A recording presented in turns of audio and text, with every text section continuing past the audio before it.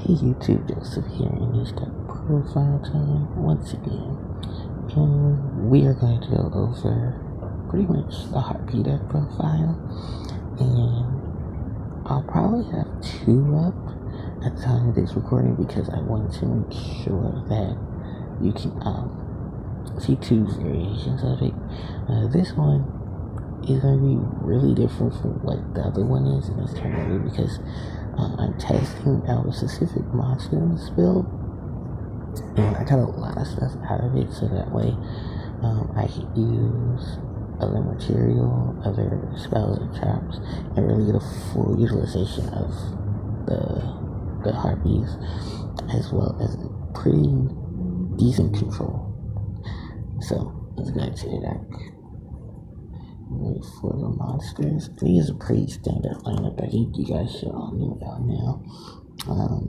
I run my 15 Harpies, triple Chandler, triple Harpist, triple Dancer, triple Queen. Get the Harpist lined up. Okay, triple Queen, and then two Cyber Harpy, two Harpy, one Cyber Harpy. So that's my 15 Harpies.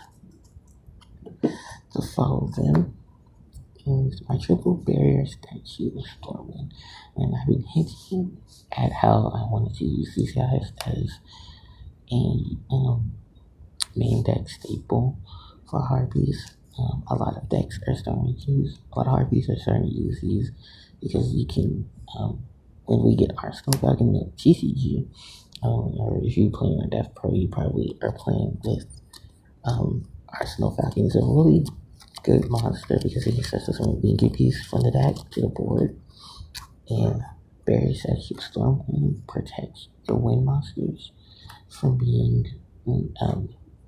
negated. Oh no, you not negated. You stop your opponent from playing monsters that aren't wind, and Arsenal Falcons are pretty hefty attack and defensive monster to get off. So it does become that problem for a lot of decks, but Star Statue, Stormwind Statue is pretty much one of those cards that I wanted to put into this deck.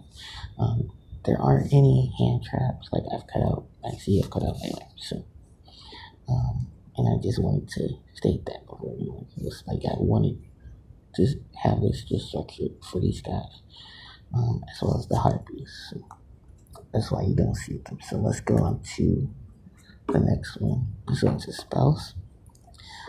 Triple Hysteric Party. Pretty much Harpies. One of Harpies' best spells. When it's sent from hand or field, you can add up to 3 Harpie cards with a different name from your deck to your hand. This includes spells and traps. So hopefully in the TCG, well, in about 2 weeks in TCG, we'll get Harpie's Featherstone, and we can have that as another target for Hysteric Sign. For the spell targets, we do have Hunting Ground and Phoenix Formation, and hopefully Feather Duster if we get that. In addition, we'll have of course all of our Harpie ladies, and then our Harpie dragons, pet and baby, and then Harpie sisters. So that's hanging out. And one more thing about sign, you can pick up Elegant Egotist when it's activated from your deck or graveyard, but you cannot do both effects in the same turn. So next, Harpie's Hunting Ground.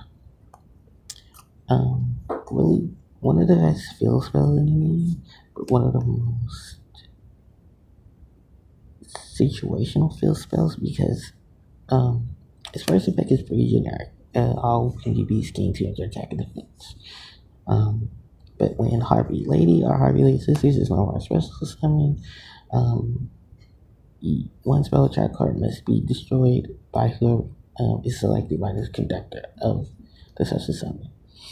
So with that, you do have to be careful when you summon a Harpie because Harpie Queen, Chandler, Dancer, Harpist, or Harpie Lady, whether on the board or in the grave, so that does become an issue. And I am only running 2, so that becomes a situational you want to make it as situational as possible when you have to blow up your own back row, but you primarily want to hit your opponents. With Harpie Dancer, you can use her ability to bounce herself, put herself back on the board, or put another winged beast monster, like Harpie Chandler, Harpie Dancer, Harpist, like one of them onto the board. And that's also because they are treated as Harpie Lady. Hysteric sign works. Hysteric party. And I'll get to party when I get to the traps. But yeah, that's Honey Girl. Then 2 swallow. Well, actually, let me go to one Aegis. I was gonna do swallow since but no, I'll go to Aegis, and that's pretty much one of the subjective cards in this deck because Ego can get you any of these Harpies because they're treated as Harpie Lady no matter what they are. The thing is you can't have one of these and go for like Harpie Chandler because she's not Harpie Lady while she's in the graveyard, or like when she's in graveyard in the field she's Harpie Lady. So it works like that to get one of these, but you can't do it with the inverse because they're not always treated as Harpie Lady or on the wearing a hand or deck. They're Harpie Chandler, Harpie Dancer, Harpist. So yeah, that also the issue in the fact that you can't run like 3 of these in a cyber because the 3 of a kind rule. So that's why a lot of those monsters have this is Harpie Lady while she's on the field at a graveyard effect. And Aegis can be picked up easily with Hysteric Sign because of its effect. So get that out the way. Then 2 Swallow's Nest because of the winged beast, and then you can switch into your bigger statues, or you can switch out a Harpie, put another Harpie on the board to dodge some spells and traps and monster effects. Double instant fusion because I'm running Nodin and I'm also running Mevelus, so I can do some exceed plays. Then my last one is 1 Infernal Reckless and 1 Riot Geek. And I'll talk about Infernal Reckless. Pretty much, besides the statues, your Harpie ladies are your Chandler, Queen, Dancer, and Harpist, or Harpie Lady. You really want to do this with Dancer or Harpie 1. Primarily with Dancer or your statues because they have the lowest attack. And if there's such a thing, this triggers, so you can get more of them onto the board. And you can go for exceed plays. I primarily would like to get the statues with this because you can lock your opponent out of getting any of their monsters that aren't lit. Or you can mess it up with an extra deck monster, and then they don't have multiple copies of that extra deck monster. Especially not anymore. So, alright, that is the spells. A trap lineup. 2 Hysteric Party. And that's pretty much Harpie's OTK. You discard a card and you just summon any Harpies from your deck, from your regular to your board. Harpie Chandler, Dancer, Harpist Queen, Harpie 1, Cyber Harpie. Pretty much are all Harpie Lady, one in the field or in the graveyard. And that's pretty much where Hardy comes in, especially some of you. It does not get sisters because they're not Harpie Lady, and doesn't get into dragons. But yeah, like you can go into your exceed plays, you can go into your massive, you can just do a massive attack and stuff like that. So that's party. Oh, wait, and you can discard you can search their sign, you discard Harpie Harpist as well. So, okay, now that's the sign. Parties. Anti-spell, and a combination with Harpies, hunting around, and the fact that you force your opponents to set their spells, you can pretty much take out one of their major advantages. Then on top, with use of lightning jewelries and stuff that you can you stop pendulums from being pendulums. because they can't put anything into the scales because those are spells and you have to set them and patients can't reset. So that's another lockout. Then 2 Icarus, and that's because it's a ton of winged beasts, so why not? And then lots of one-ofs, 1 vanities, 1 solemn, 1 call, and 1 spiritual. Okay, so that is pretty much that for the main deck. Then for the extra, 2 Harpies, Phantasmal Dragon. This is pretty much your boss monster. You need 3 wind monsters to make it, which isn't hard. There's 4 wind monsters, which isn't hard because Harpies. While it's on the board, it accumulates effects while it has material. Harpie monsters can be attacked or selected as targets for effects. So you protect them from effect failure, you protect them from Fiendish Chain. Can't protect them from Mirror Force, but you should have other spells and traps to defend you for that. It can attack directly, so that's 2,000. Double Harpie Lady 1, that's 26. You only 3 Harpie 1, that's 2,900 practically each turn if it can attack. But during each of your end phases, you have to attach material so you can set it up to where you can have Harpies under it, attach the Harpist, and then you can search using her effect. So, great monster. And you can easily make this with his third party or Inferno Reckless. To Chidori, this is pretty much a staple in wind decks as well. 204 wind. When it's summoned, you can select 1 set card, send it to the bottom of the deck, so you can use that like anti-spell. Then on top of that, once a turn, you can detach material from it to select a face-up card on the board, and your opponent's side of the field, and send that back to the top of the deck, and just plays like that. So there you go, Harpie on that end. 1 Castell, because it's a really good generic 4. It's a windy beast, so getting 200 from Honeymoon and 300 from Harpie 1 because it's a wind monster.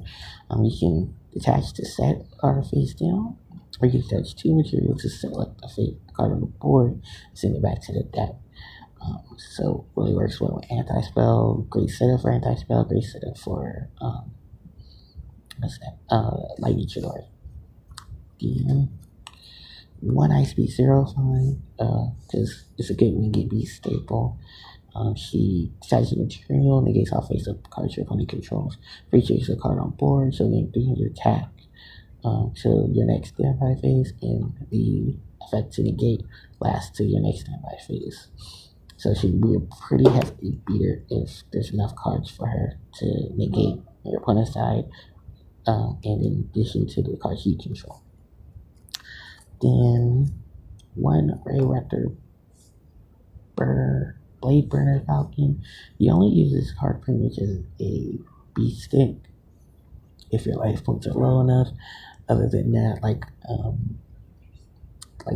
Ice Beast, you can be able to winged beast, and then you can attach all of its material and blow up that many number of cards your opponent controls, so you can clear the board as well. I tend to use this sometimes as an Icarus attack fire, because I never really have a situation when I do need to summon it, but if I do, I'm being there for the attack, and then I'm Icarus attack after that. 1 Digress of Emerald, and I'll use this for its effect to Pot Avarice. Cowboy for the 800. Korogorgon, really handy monster. You can redirect card effects, so you can take your monsters from Baylor, you can Fiendish Chain, stuff like that, Book of Moon. And you can redirect Twin Twisters, so you can blow up his third party every time you want to blow it up, or you don't want to blow it up because you're trying to activate the ego, so you can blow up another card. 1 Rising Berserk, just to hit the grave, and you can equip it to a monster succeed to give it 1200 attack. 1 101 Silent Arc. With all of those CDX going down, I decided to put in 1 Rising 0. She can attach, pop the monster, and then I draw 1. And then my instant fusion targets, and the last one is my extra deck, Levelist and Nordic. So that's pretty much the deck profile. Hopefully you guys enjoyed it. If you have any questions, comments, leave them below. And I'll try to get the sound thing worked out because I know that's been an issue, so I do apologize for that. Because sometimes I'm not able to be louder than I already am, and sometimes I tend to get too loud and then I quiet down.